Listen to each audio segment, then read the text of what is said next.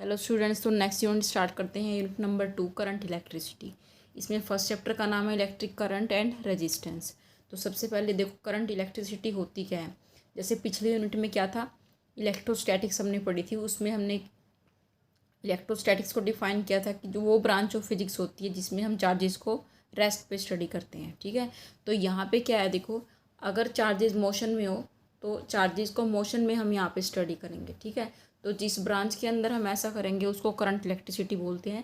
The branch of physics which deals with study of charges in motion is called current electricity. Clear. अब देखो सबसे पहले इसके अंदर हम पढ़ेंगे इलेक्ट्रिक करंट होता क्या है। देखो इलेक्ट्रिक करंट क्या होता है।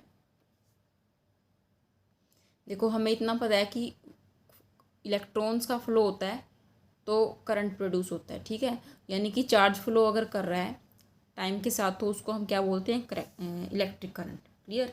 तो यही डेफिनेशन है इसकी। Rate of flow of charge per unit time is called electric current. Rate of flow of charge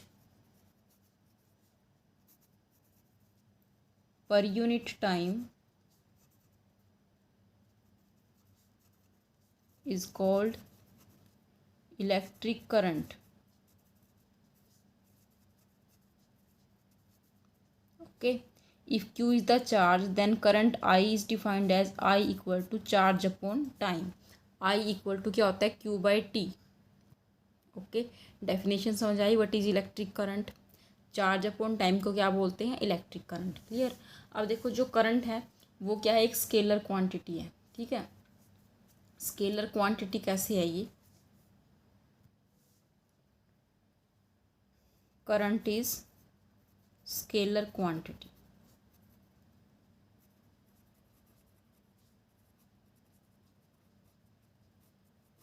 तो स्केलर क्वांटिटी कैसे है, देखो सपोज ये एक कंडक्टर है ए बी। ठीक है, यहाँ से आई नोट करंट आ रहा है तो यहाँ पे जंक्शन पे ये देखो सपोज ये इस तरह से डिवाइड है करंट। ठीक है, आगे ये हमने जो सर्किट है हमारा इसके अंदर तीन ब्रांच है। सपोज ये करंट कुछ यहाँ चला गया और कुछ इधर चला गया। ठीक है, suppose this is current I1 and this is current I2। ठीक है, तो अगर हम यहाँ पे आई नोट की वैल्यू फाइंड आउट करें, ठीक है, आई नोट क्या होगा यहाँ पे, total current I1 plus I2 यही होगा। यानी जितना करंट आया है तो हाफ यहाँ चला गया, हाफ यहाँ चला गया। ठीक है, तो टोटल करंट इन दोनों को सम करके ही आएगा I1 प्लस I2। ठीक है, तो यहाँ से पता लगेगा कि ये करंट जो है स्केलर क्वांटिटी है। अगर ये वेक्टर क्वांटिटी होता तो देखो टोटल करंट कैसे फाइंड आउट करते, आई नोट किसके इक्वल होता, वेक्टर क्वांटिटी है तो देखो ये वेक्टर ऊपर जा रहा है। ठीक है, ये डाउनवर्ड डायरेक्शन में आ रहा है तो दोनों अपोजिट है। ठीक है, तो अपोजिट करंट है तो ये हो जाता है I1 माइनस I2। ठीक है, या फिर I2 माइनस I1। ठीक है, जो ज़्यादा होता है उसमें से माइनस कर देते। अगर इसको पॉजिटिव लोगे तो इसको नेगेटिव ले लेते। ठीक है, तो यानी अगर ये वेक्टर होता तो इस तरह से होता। ठीक है, लेकिन अगर हम इस पॉइंट पे टोटल करंट फाइंड आउट करें तो आई नोट क्या होगा, I1 प्लस I2। ठीक है, तो यानी कि ये स्केलर एडिशन के लॉज को फॉलो करता है, वेक्टर एडिशन के लॉज को फॉलो नहीं करता। ओके, तो इस वजह से क्या है कि ये स्केलर क्वांटिटी है। समझ में आ गया कंसेप्ट, स्केलर क्वांटिटी क्यों है। ठीक है, ओके। अब अगर इसकी SI यूनिट देखें, SI unit of current is ampere.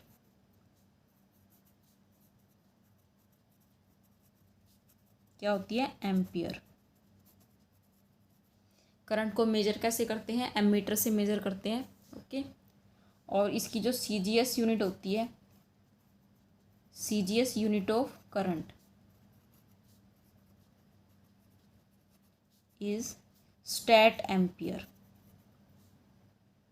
वैसे तो इसका यूज़ बहुत ही कम होता है, ज़्यादातर हम SI यूनिट जो एम्पियर है उसी का यूज़ करते हैं। ठीक है, स्टैट एम्पियर को दूसरा इलेक्ट्रोस्टैटिक यूनिट भी बोलते हैं, ESU। Clear, ESU means electrostatic unit.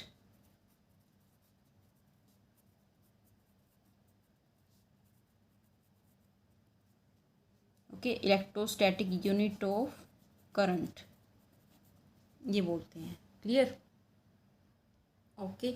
अब देखो टाइप्स ऑफ करंट देखते हैं, कितने टाइप के करंट होते हैं। करंट जो है दो टाइप का होता है, एक होता है अल्टरनेटिंग करंट, अल्टरनेटिंग करंट, जिसको हम एसी भी बोलते हैं। क्लियर? अल्टरनेटिंग करंट या फिर एसी। देखो क्या होता है अल्टरनेटिंग करंट, जिसका मैग्नीट्यूड कॉन्टिन्यूसली चेंज होता रहो और जिसकी डायरेक्शन जो है एक पीरियड के बाद रिवर्स हो जाए, उसको हम बोलते हैं अल्टरनेटिंग करंट। क्लियर? एक current whose magnitude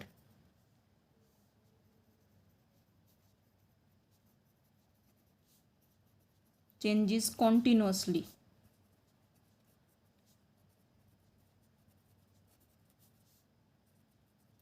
and direction reverse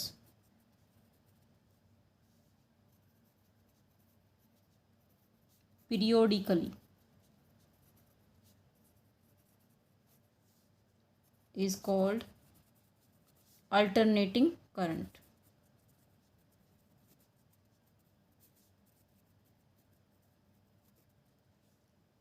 Okay, a current whose magnitude changes continuously and direction reverse periodically is called alternating current. अगर इस करंट को हम ग्राफिकली रिप्रेजेंट करें तो देखो इस तरह से करेंगे। Suppose this is time,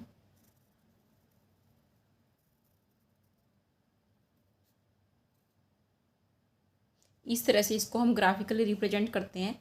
sine wave जो है वो इस तरह से ड्रॉ करते हैं हम। ठीक है, तो जो अल्टरनेटिंग करंट है वो साइन वेव की तरह होता है। यहाँ पे ये जीरो है, ठीक है, और जीरो से लेके ये टाइम पीरियड है टी। ठीक है, जीरो से टी तक इसका एक साइकिल कंप्लीट होता है। इसको हम बोलते हैं positive half cycle and this is negative half cycle. Okay, तो यहाँ पे जो वैल्यू होती है ये हाफ होती है t/2। क्लियर?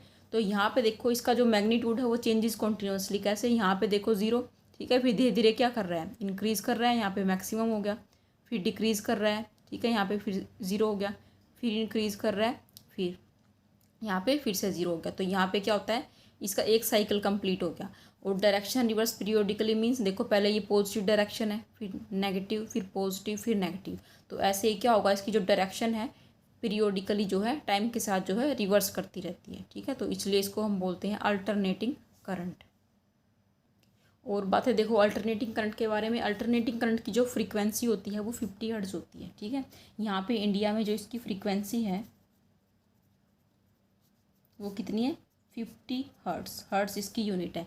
अब देखो फ्रीक्वेंसी मीन्स क्या होती है, एक सेकंड में जितने नंबर ऑफ साइकिल कंप्लीट होते हैं उसको हम बोलते हैं फ्रीक्वेंसी। ठीक है, number of cycles completed in 1 second is called frequency.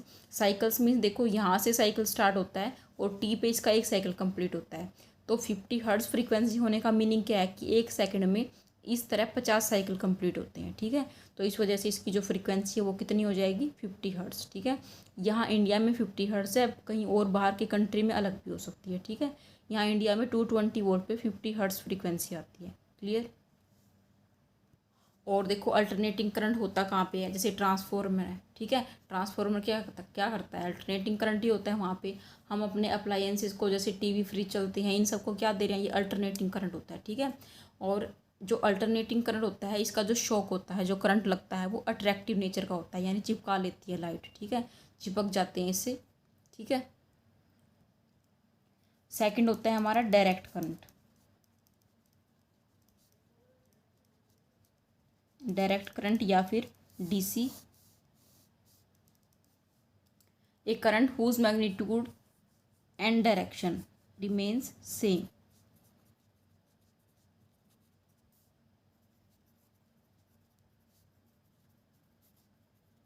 whose magnitude and direction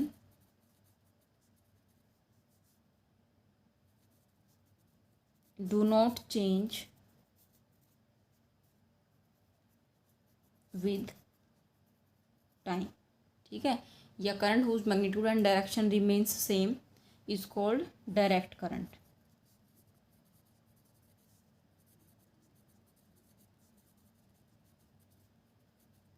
okay, अगर इसको हम ग्राफिकली रिप्रेजेंट करें तो इसको एक स्ट्रेट लाइन से रिप्रेजेंट करते हैं।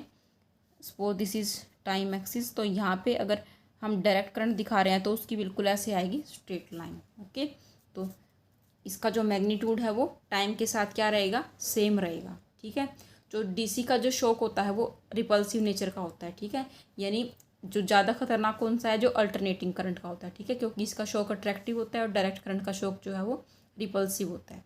क्लियर। डीसी होती कहाँ पे है, देखो जो बैटरीज वगैरह होती है उनमें जो है डीसी होती है, ठीक है। जैसे इन्वर्टर की बैटरी होती है, ठीक है, इन्वर्टर की बैटरी होती है, सेल होते हैं, उनके अंदर क्या होती है, डीसी होती है, ठीक है। अब देखो अल्टरनेटिंग करंट से डायरेक्ट में जा सकते हैं या नहीं, या डायरेक्ट करंट से अल्टरनेटिंग करंट में चेंज कर सकते हैं या नहीं, तो इसका आंसर है कर सकते हैं, ठीक है। हम एसी को डीसी में भी चेंज कर सकते हैं और डीसी को एसी में भी चेंज कर सकते हैं, ठीक है। एक रेक्टिफायर होता है, ठीक है, एक डिवाइस है रेक्टिफायर, जिसके बारे में हम यूनिट 9 में पढ़ेंगे। रेक्टिफायर देखो क्या करता है, एसी को डीसी में कन्वर्ट करता है, ठीक है। तो जहाँ पे ऐसे रिक्वायरमेंट होती है एसी को डीसी में कन्वर्ट करने की, वहाँ पे हम रेक्टिफायर यूज़ करते हैं।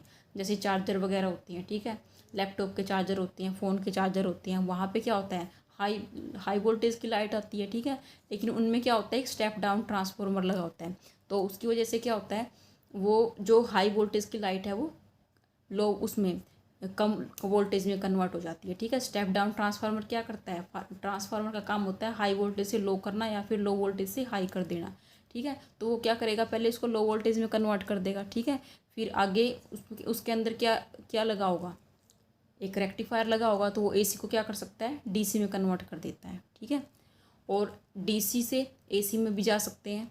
जैसे इन्वर्टर होता है, इन्वर्टर क्या करता है, डीसी को एसी में कन्वर्ट करता है, ठीक है। उसकी जो बैटरी होती है उसमें तो जो है डीसी है, ठीक है। आगे हमारे अप्लायंसेस तक जो आ रही है वो फिर एसी आ रही है, तो इन्वर्टर क्या कर रहा है, डीसी को एसी में कन्वर्ट करता है। क्लियर।